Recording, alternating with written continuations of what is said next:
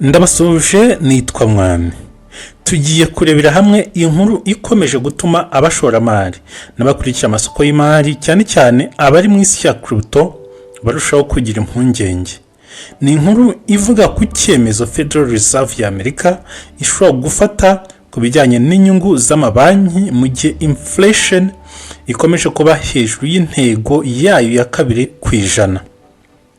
Umuyobozi wa Federal Reserve Bank of Boston, Susan Collins, yatangaje ko kuba ikomeza kwerekana ko inflation cyangwa se ihananuka ry'ubukungu ritagabanuka mu buryo burambuye, Federal Reserve ishobora kongera inyungu mu gihe cya vuba. Icyakora ntabwo yavuze ko kuzamura inyungu aricyo cyemezo cyamaze gufatwa, ahubwo yavuze ko kizashingira ku mibare izakomeza kuboneka. Aha niho ibintu birushaho gushishikariza cyane abantu bose bakurikira cyane cyane crypto nka Bitcoin, Pi Network, Ethereum n'izindi cryptocurrencies, kuko ibyemezo bya Federal Reserve bishobora kugira uruhare runini ku bijyanye n'amafaranga ku masoko. Reka ariko tubanze dusobanura neza icyo Susan Collins yavuze.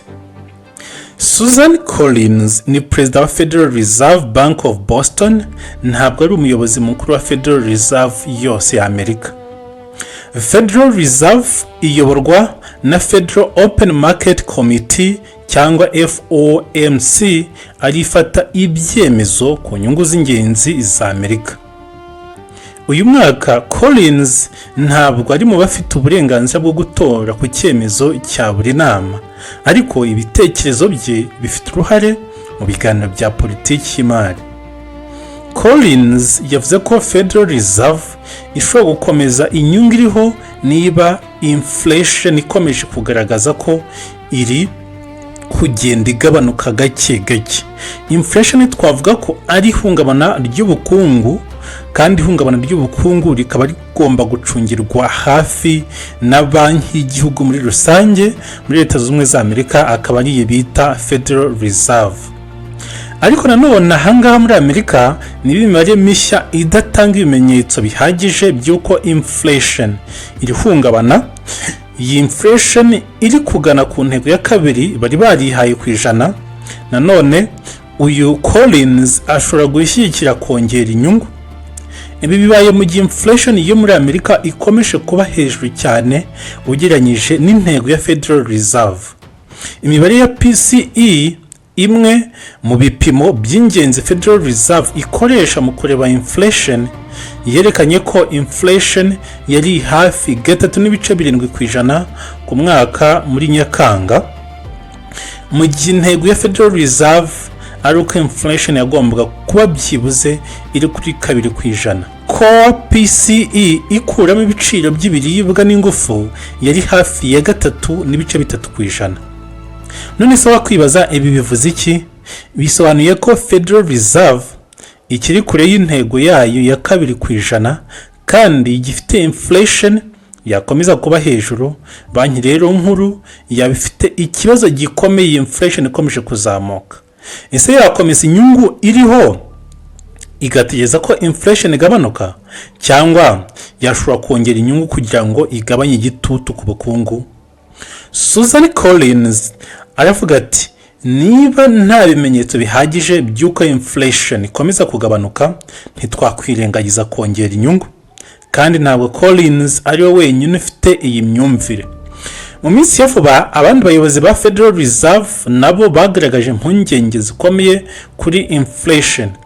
Perezida wa Federal Reserve Bank of Kansas City, Jeffrey Schmidt, yavuze ko inyungu iriho ishobora kuba itarakajijwe bihagije kugira ngo inflation igabanuke neza. Perezida wa Federal Reserve Bank of Cleveland, Beth Hammack, nawe yavuze ko inflation ishobora kugabanuka buhoro buhoro kandi ko hakenewe kwitonda. Ibi byose rero birerekana ko imbere muri Federal Reserve ya Amerika hakiri impaka zikomeye.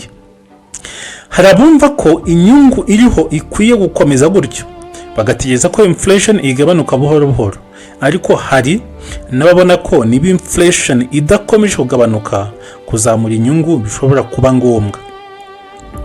none se kuki ibi bireba cyane cyane crypto? Impamvu nuko inyungu ya Federal Reserve igira uruhare runini mu buryo amafaranga akoreshwa ku masoko. Iyo Federal Reserve izamuye inyungu, kuguriza amafaranga birahenda. Abantu n'ibigo bashobora kugabanya inguzanyo n'ishoramari. Abashoramari nabo bashobora guhitamo gushyira amafaranga yabo mu mitungo ifatwa nk'ifite umutekano kurusha cryptocurrency cyangwa izindi assets zifite risk nyinshi. Iyo Federal Reserve igabanyije inyungu cyangwa igatanga icyizere cy'uko izazigabanya, ibintu bishobora guhinduka. Amafaranga ashobora kujya mu mitungo ifite risk nyinshi, kandi ibyo bishobora gufasha amasoko ya crypto. Niyo mpamvu buri gihe iyo hari inkuru ivuga kuri Federal Reserve, Bitcoin n'izindi cryptocurrencies zishobora guhita zigira reaction. Kuri ubu rero ikibazo gikomeye kiri ku isoko ni iki? Ese Federal Reserve izongera inyungu muri Nzeri, cyangwa se izategeza ko inflation igenda igabanuka buhoro buhoro? Iki cyemezo rero kizashingira cyane ku mibare ya inflation n'indi mibare y'ubukungu izakomeza gusohoka. Kandi ibintu byabaye kuri PCE byatumye ikibazo kirushaho gukomera. Imibare ya Nyakanga ukwezi turimo yagaragaje ko inflation yari hejuru gato ugereranyije nuko bamwe bari babyiteze. Ibi rero byatumye amahirwe yo kuzamura inyungu muri Nzeri yiyongera ku masoko.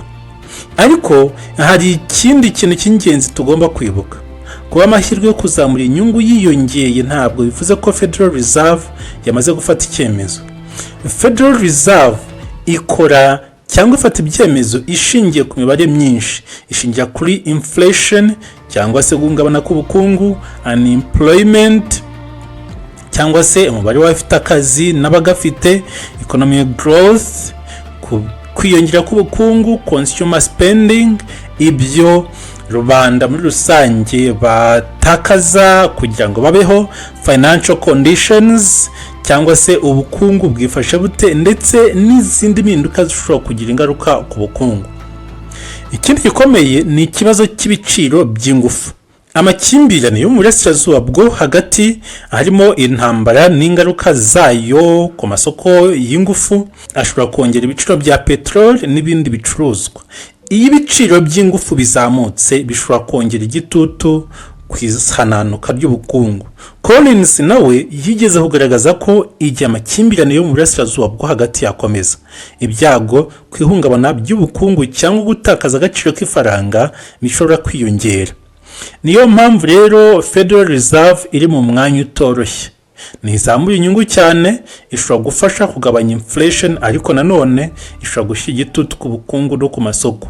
Niba itazamuye inyungu kandi inflation igakomeza kuba hejuru, ishobora gutuma inflation imara igihe kirekire kurushaho, ndetse abantu n'ibigo bagatangira kwizera ko ibiciro bizakomeza kuzamuka. Kandi icyo Federal Reserve itinya cyane nuko ihananuka ry'ubukungu rishobora kuba ikibazo cyamara igihe kirekire. Kugeza ubu Fed cyangwa se banki nkuru ya Amerika ikomeje inyungu ziri hagati ya 3.50 na 3.75, kandi iki gipimo cyari kimaze igihe kidahinduka. None se ku isoko rya crypto byagenda bite? Federal Reserve izamuye inyungu bishobora kuba inkuru itashimisha abashoramari benshi ba crypto, cyane cyane mu gihe isoko ryari ryiteze ko inyungu ziguma uko ziri cyangwa zigatangira kugabanuka. Ariko nanone ihungabana ry'ubukungu rigabanutse neza, Federal Reserve ikabona ko nta mpamvu yo gukaza politiki. Ibyo bishobora gutanga umwuka mwiza ku masoko. Niyo mpamvu abacuruzi bari gukurikiranira hafi iyo mibare mishyashya ishobora gusohoka vuba. Hari ikindi kintu gikomeye kiri kuba. Jackson Hole Economic Symposium. Abayobozi benshi ba Federal Reserve bateraniye i Jackson Hole aho bari kuganira ku bukungu na politiki y'imari. Collins ubwe yavuze ko imibare ya inflation iheruka ivangavanze, n'uvuga ko hari ibimenyetso bimwe bishimishije ariko hakaba n'ibindi bikomeje gutera impungenge. Yagaragaje ko akomeje kubona ko inflation ishobora kugabanuka buhoro buhoro, ariko ko yiteguye gushyigikira kuzamura inyungu niba ibyitezwe bitabaye. Ikindi gitegerejwe cyane ni ijambo rya Federal Reserve Chair Kevin Walsh. Uyu ashobora gutanga ibisobanuro bishya ku cyerekezo cya politiki y'inyungu, kandi ibyo Walsh avuga cyangwa yavuga bishobora kugira ingaruka ku isoko, kuko abashoramari bashaka kumenya niba Federal Reserve iri gutegura kuzamura inyungu cyangwa niba izakomeza gutegereza. Ariko reka nanone tubisubize kuri cryptocurrencies. Niba uri mu isoko rya crypto, ntabwo ari byiza kureba gusa niba Fed yazamuye cyangwa yagabanyije inyungu. Ugomba kureba n'impamvu yabyo, kuko Fed izamuye inyungu kubera ko inflation iri hejuru, isoko rishobora gufata icyo cyemezo nk'ikimenyetso kibi. Ariko Fed igumisha inyungu uko ziri kubera ko inflation iri kugabanuka, ibyo bishobora gutuma abashoramari bagira icyizere. Kandi niba nyuma yuko Federal Reserve itangiye kugabanya inyungu, liquidity ishobora kongera kwiyongera mu masoko, ibintu bishobora gufasha assets nka crypto. Niyo mpamvu rero hano inflation ariyo iri hagati muri iyi nkuru yose. Federal Reserve ishaka ko inflation igera kuri 2%.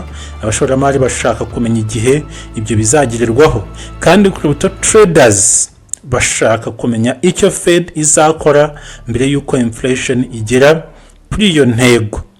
Ni nk'umukino wo gutegereza imibare. Ikibazo ni iki? Imibare ikurikira izerekana iki? Ese inflation izakomeza kugabanuka cyangwa izakomeza kuba hejuru? Ese ibiciro by'ingufu bizongera kuzamuka? Ese tariffs n'izindi mpinduka mu bucuruzi mpuzamahanga bizongera igitutu ku biciro? Ese ubukungu bwa Amerika buzaguma bukomeye ku buryo Federal Reserve ishobora gukomeza inyungu ziri hejuru?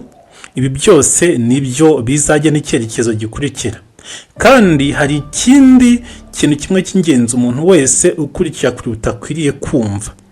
Ntukihutire gufata umwanzuro w'uko Fed izazamura inyungu cyangwa Fed izagabanya inyungu mbere y'uko imibare n'ibisobanuro by'abayobozi bigaragara. Kugeza ubu butumwa bwa Susan Collins burasobanutse.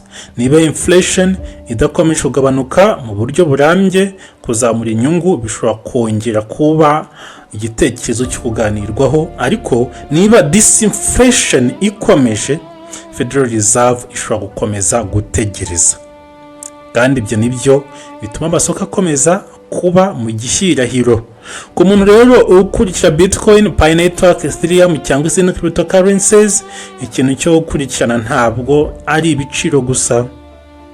Reba n'imibare ya inflation, amagambo ya Federal Reserve, inyungu za Treasury bonds, ndetse n'uko liquidity iri ku masoko, kuko rimwe na rimwe impinduka ikomeye ku isoko rya crypto ntabwo itangirira kuri crypto ubwayo, itangirira muri Federal Reserve. Kandi ubu ubutumwa buri gutangwa na bamwe mu bayobozi bayo nuko niba inflation ikomeje kwinangira, inyungu zishobora kongera kuzamuka. Icyemezo cya nyuma kizashingira ku mibare izakomeza gusohoka, nk'uko Federal Reserve izasuzuma ibyago by'izamuka ry'ibiciro n'ubukungu muri rusange.